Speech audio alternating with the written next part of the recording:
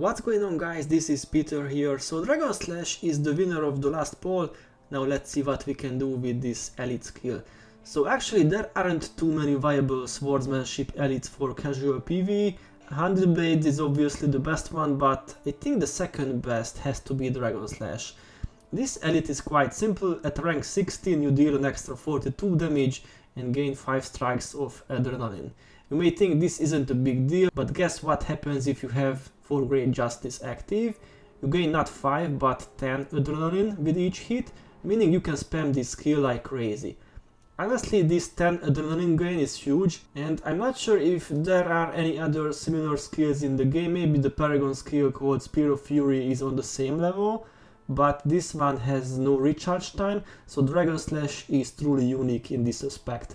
And now let me slow down the next clip so you can understand the mechanics more. So the build works like this: pre-cost I am the strongest and Enduring Harmony, find a nice target and rush into melee range with Enraging Charge. Just before you would hit the enemy, quickly use 4 Great Justice, followed by Flail. Now you have enough adrenaline to start using your attacks, so use Sun and Moon Slash, then Dragon Slash. Then just alternate between these two skills, and when your target is done, find a new target, and so on and so on. Use Save Yourselves if needed and just maintain Flail. If your enemies are fast and want to run away, use Enraging Charge and Flail again. And to be honest, that's all. For weapons, I recommend a Vampiric Sword with a Necro mode. This will give you some extra damage due to the life stealing and 15 energy every 15 seconds. This build isn't really energy heavy, since we rely mostly on adrenaline skills, but the stances, the shouts require some energy to use. And I was thinking about of the assassin mode, tested it but didn't really notice a difference in damage compared to the Necro one, so I stayed with the Necro for better energy management. Any strength shield will work nicely, the mods are up to you, runes are quite flexible too: swordsmanship +1/+3 headpiece, strength +1, and the rest can be either survivor or radiant insignias depending on your game style. Of course, don't forget the vigor rune either. And now let's see what are the cons, the disadvantages of this build. The first is quite obvious. Compared to other warrior elites, you don't get extra stuff like knockdown, AoE damage, energy management, etc. Just pure damage and only single target damage boost.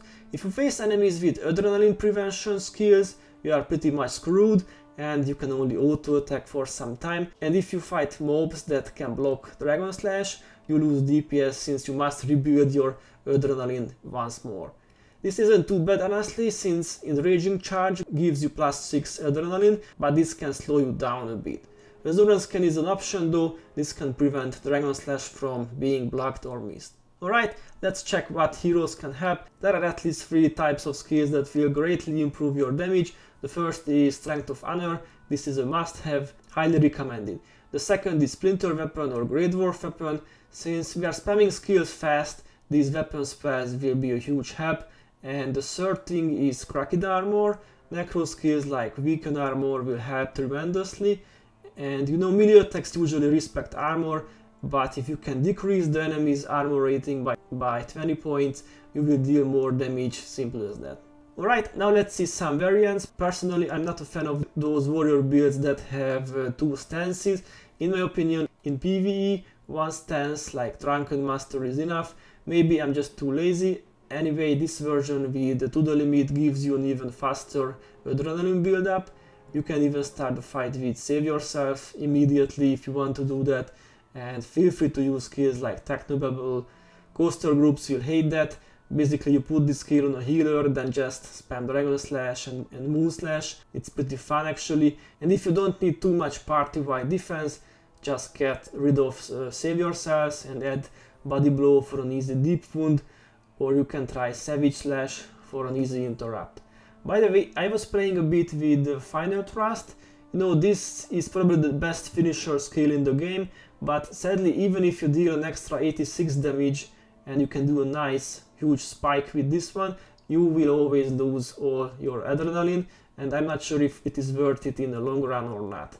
Anyway, Dragon Slash is a fun build. This isn't better than 100 Blades for sure, due to the lack of AoE damage, but it gives you a nice alternative in the swordsmanship group. And overall I give this one a 4/5.